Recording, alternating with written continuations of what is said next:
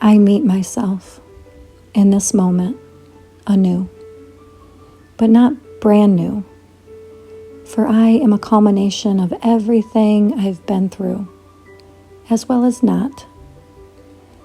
See, I've lived with health and wholeness being my guide for a long time, and I've developed a safe space for my inner child to reside.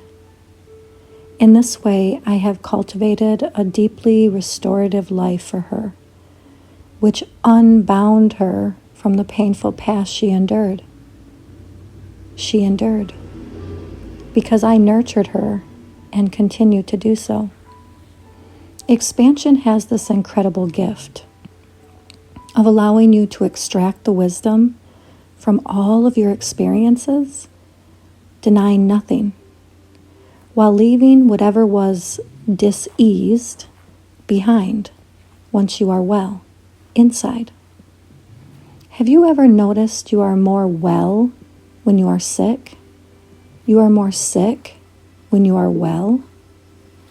We eat more consciously and deliberately, rest more, and nurture ourselves when we are sick. We push ourselves too fast and too hard, eat mindlessly, avoid and distract ourselves when we are well. For me, true expansion is when we come into alignment. Our inner expands to meet our outer. The outer expands meeting the inner. And together they reflect this amazing reciprocal dance. I'm not sure if we can have true expansion without integrity. True expansion, from my experiences, requires polishing the mirror, where the one that witnesses within is the one alive and participating in this embodied existence. When our personal and professional merge, and our truthful nature, essence of our soul, anchors and bodies recognizes she is the one. All that was compartmentalized and separated returns to the one. As within, so without, I am that I am. As above, so below, expansion grows, us from within, expansion grows, us far and wide.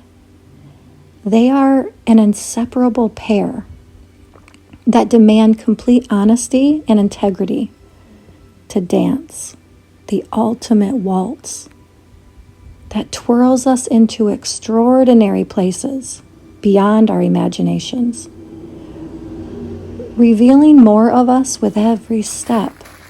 Left, right, forwards, backwards, side to side. This journey of a lifetime, expansion as our guide, the I, deeply satisfied.